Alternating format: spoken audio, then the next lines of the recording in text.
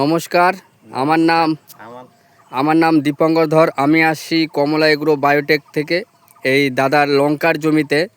তো আজ আপনাদের সামনে দাদার মুখ থেকে আমরা শুনবো যে এই লঙ্কাতে আমাদের কমলা এগ্রো বায়োর প্রোডাক্ট ব্যবহার করে কতটা রেজাল্ট পেয়েছে, কতটা উপকার পেয়েছে, তা আমরা শুনে নেব।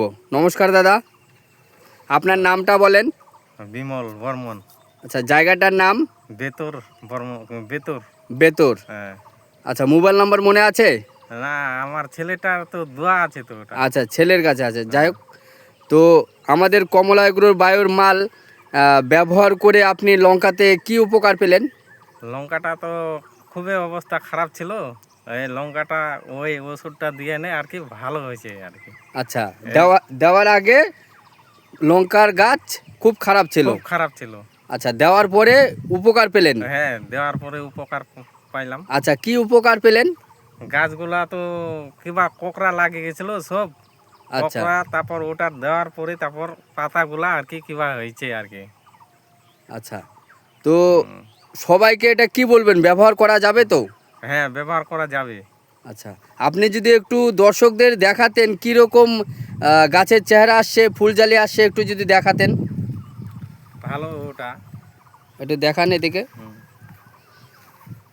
যে আপনারা দেখেন এক একটা গাছে কীরকম জালি আসছে। প্রতিটা গাছে এরকম আপনারা দেখতে পাচ্ছেন জালি আসছে।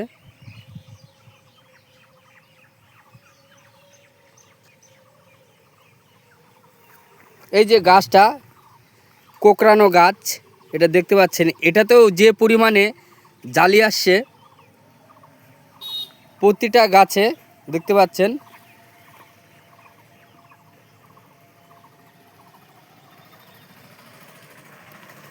তা আপনি এই ওষুধ ব্যবহার করে উপকৃত তো, উপকার পেয়েছেন তো? হ্যাঁ, উপকার পাইছি।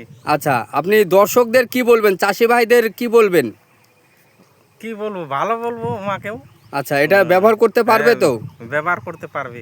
আচ্ছা, ওষুধগুলোর নাম কি মনে আছে?